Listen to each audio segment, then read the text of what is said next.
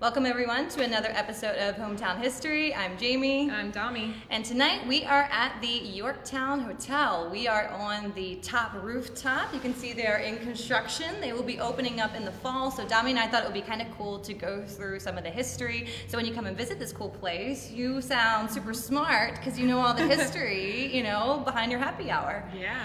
So tonight's episode is 2.8, Yorktowne Hotel, Making Memories, Meaning, and the Green Book. This is in partnership with the York County Economic Alliance and is part of their Trail Town series. Mm-hmm. If you want to watch more of what we have, it's on Facebook, Retro York, Preserving the History of Newberrytown, yes, and also YouTube as well.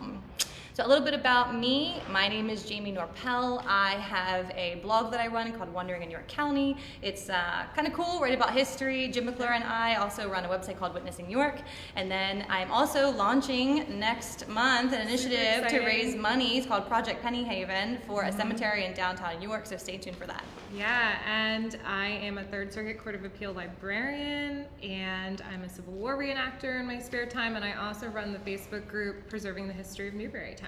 Her job is super cool. She sends me pictures of being in the state capitol, like snaps, what it looks like. I'm like, man, you have such a cool job.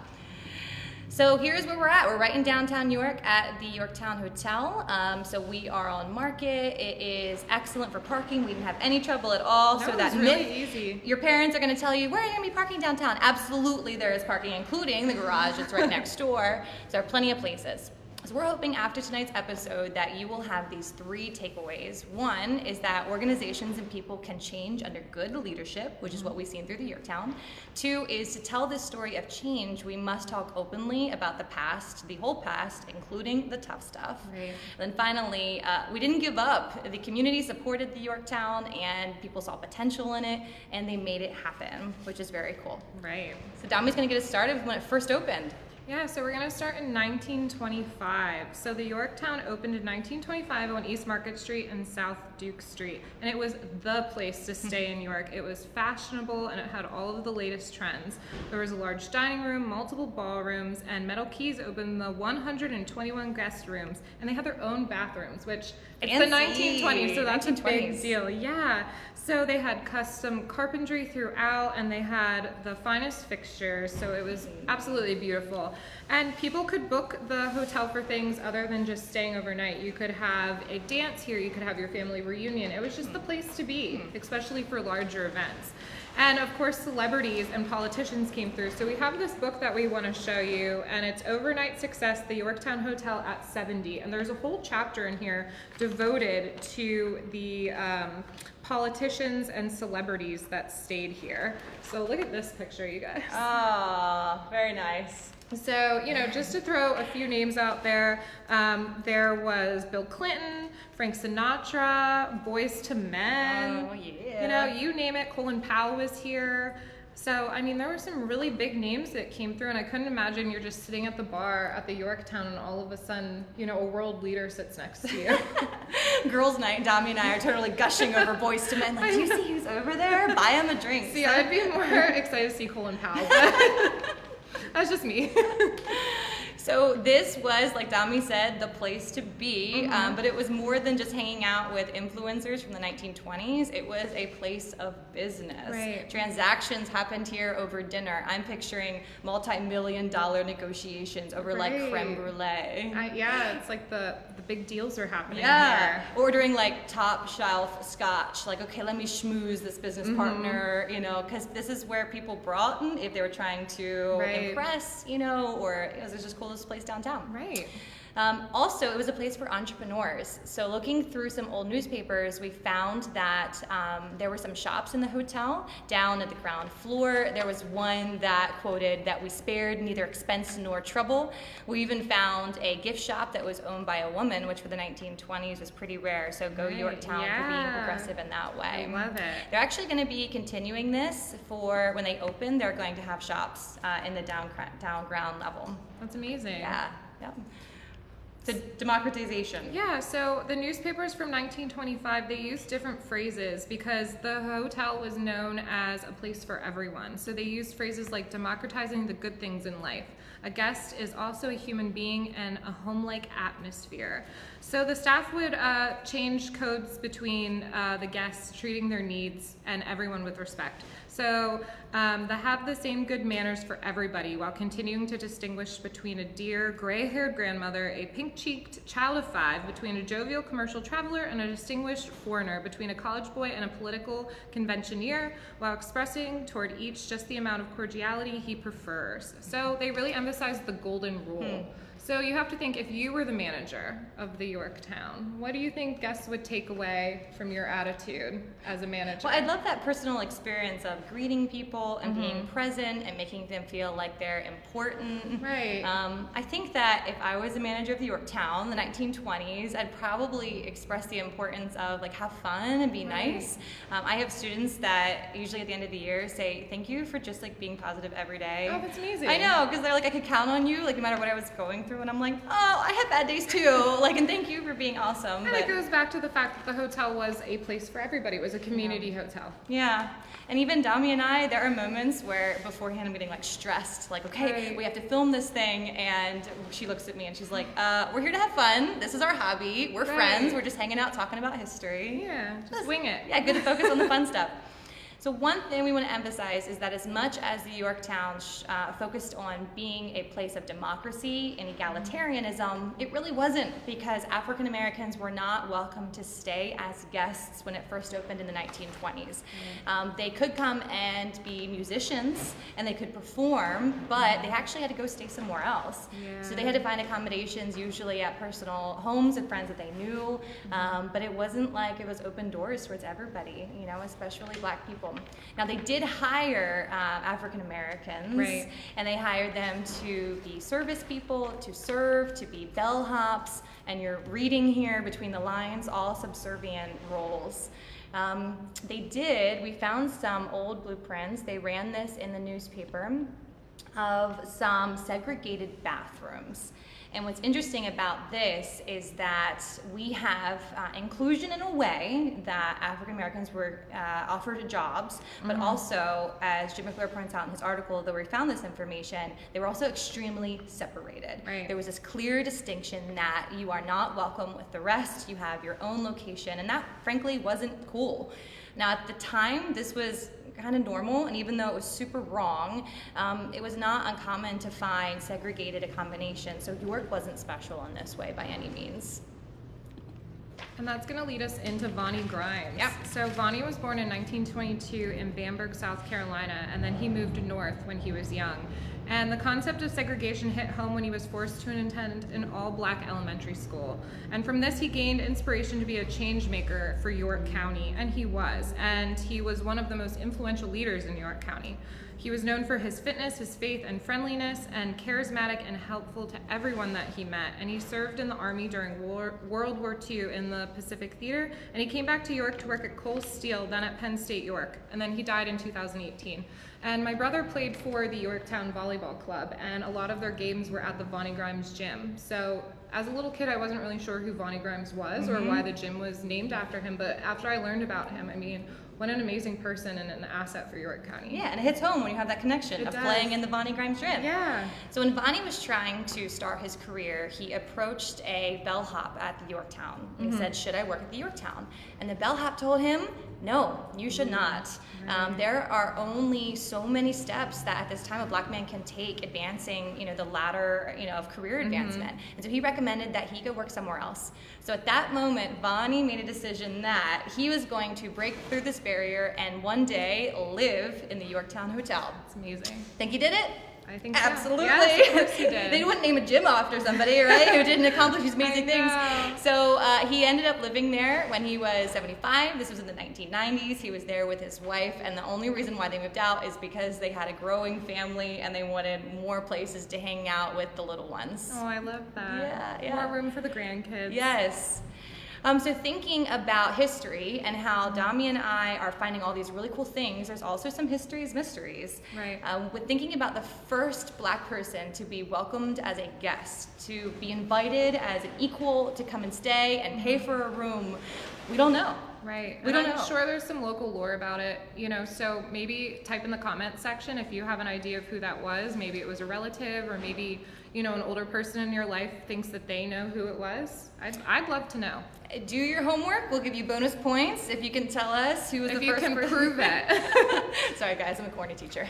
No, I like it. A bonus point. You get a sticker. A gold star. So this wasn't the first time that African Americans had to maneuver a racist world. Right. So in 1950s, that was the boom of the American family vacation. So Americans, it was after the war. You had a little bit more money to spend, so you were going to go on vacation. You were going to pack up the whole family in your car, and you were going to drive up the coast, or you were going to go see a national park. I'm thinking like Route 66. I know, right? yeah, like just the classic American vacation.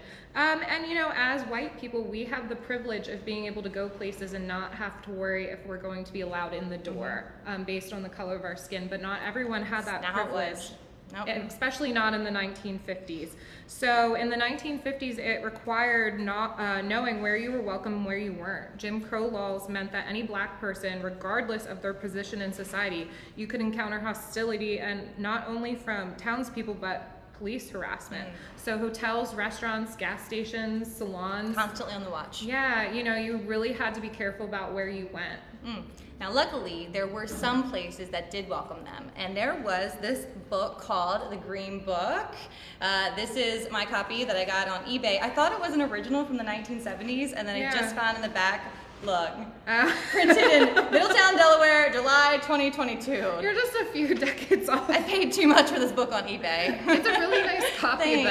Thanks. It's really nice. So this book was created to help Black people navigate a world where they weren't always welcome. So in this, Victor Green, which is why it's called the Green Book, he compiled all the places that would welcome you. There were the hotels and the restaurants, and it made it so African American families could travel together and have some type of literature to help them navigate. Yeah, it was a safety net for these families that were going, hundreds of miles away from home. Yeah, they didn't know anyone, and you couldn't just stop on the side of the road and ask for help, not necessarily.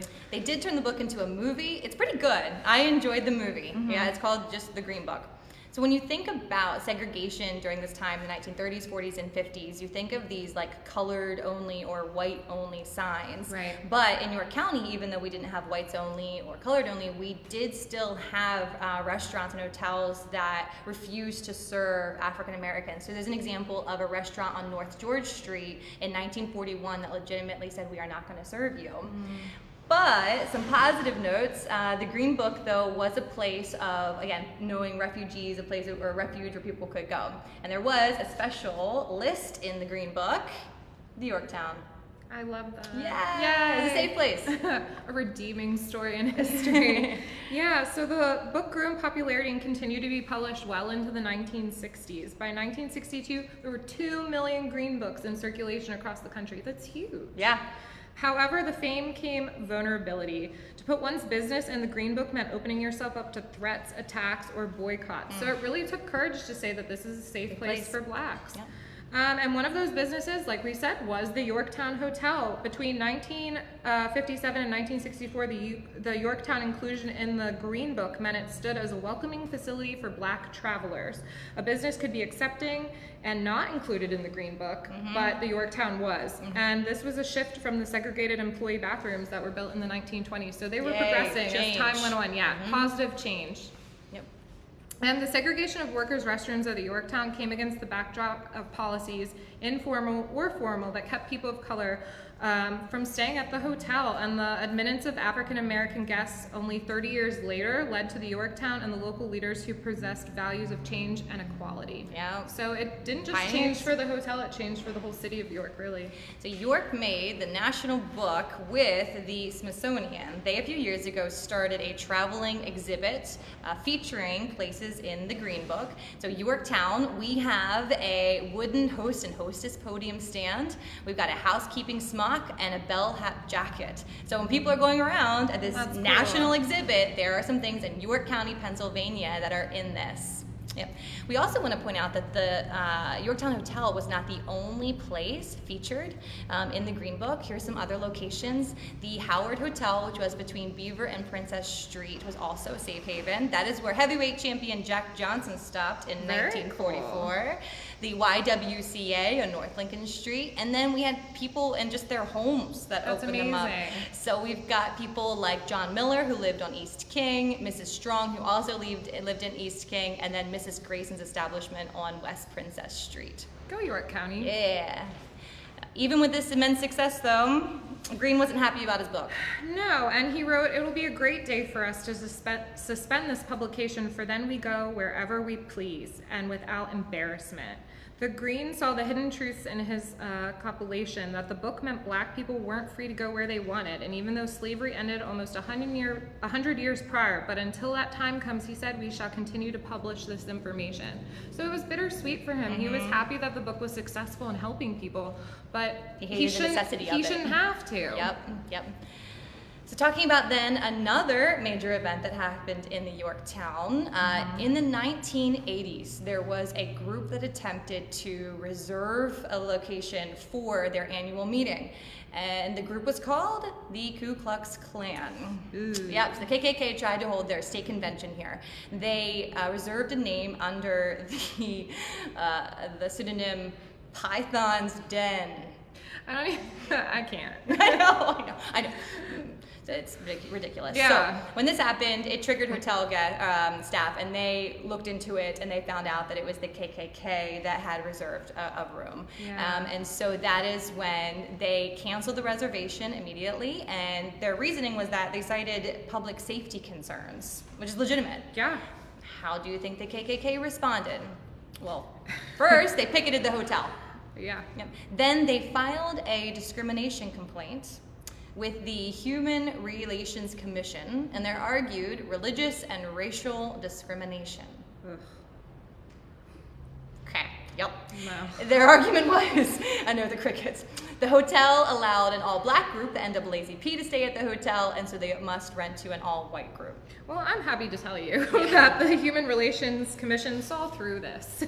And the courts ruled that the Klan was not a religious organization, and the alleged all-black group was the NAACP. So, who has white people? They have white people. yeah, like, nice try, guys. Yeah. It didn't work. So, Python's Den. Give me a break. So, the hotel was within their legal rights and their duty really to not support the Klan by canceling their reservation and fighting the Klan's complaint. The same building that shut its door to black people in the 1920s was making sure that the Klan, people that hated black people, weren't allowed to hold a convention there. Go so Yorktown. that's amazing.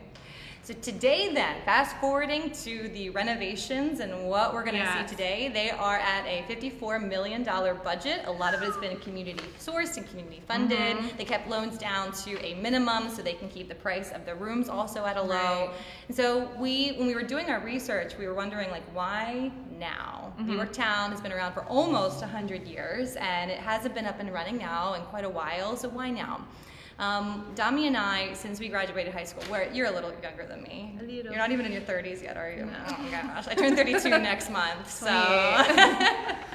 and so we started thinking about when we were in high school, people didn't go downtown. No. It wasn't as flourishing as it is today. Right. I mean, now there are so many places you could meet for a drink or go for dinner, or there are cultural things. You can go to museums, hear live bands, First Friday. Like, it's a really cool place. Yeah, the whole attitude around the city and going downtown to It's have changing. fun is different. Yeah. Yeah, so it is a good time for the Yorktown to reinvent itself and have a place for people to stay.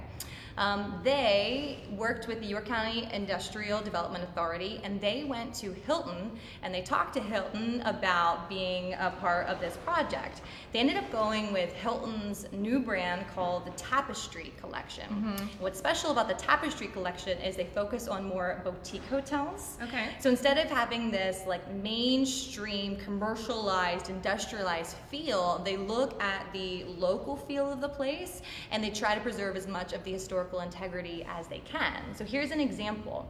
Here is a old chocolate factory in Lidditz, and they reimagined it to now be a Hilton tapestry, and you can go there and stay. And they've done the same thing over here with the Yorktown. They've kept a lot of the historical pieces. Dami and I just did a short with Kim Hogeman where we talked about some of those historical pieces that you're going to see.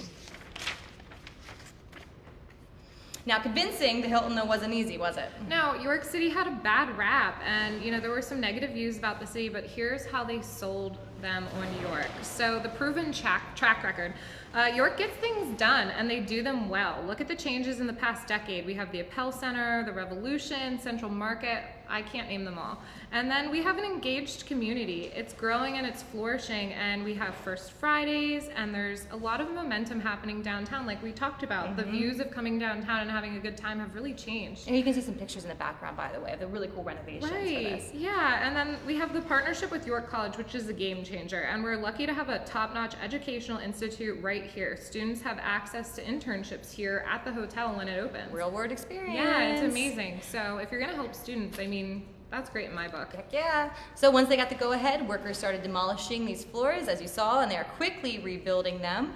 One of the cool things we found was the terrazzo floor. So this floor was covered up, and then it was preserved, really. Yeah, I mean, it was almost a blessing that it got covered. Yep, so now they are going to have this, and you'll be able to see it and know that it is old and historic. So one thing they weren't expecting to find, which I thought it's spooky, but it's cool. So they found a bunch of headstones. So York City is old. So it dates back to 1741, and the county goes back to 1749. And when people were born, they lived and they died in one small geographical area, and they stayed very rooted. So my relatives were born in their houses, and one happened to be born in Jamie's living room. So Jamie and her husband moved into my step-grandfather's childhood home, and he was born right there in the living room. And if you think about it, he moved next door to his childhood home, so he ended up being your neighbor. Yeah. And when he passed away, I mean, talk about a small geographical area. He was born and raised on the same street. Yeah, and what is interesting though is that this, like, you have to stay home has changed. I know a lot of high school friends that have spread their wings and they decided to leave, but they live in California or Seattle or you name it.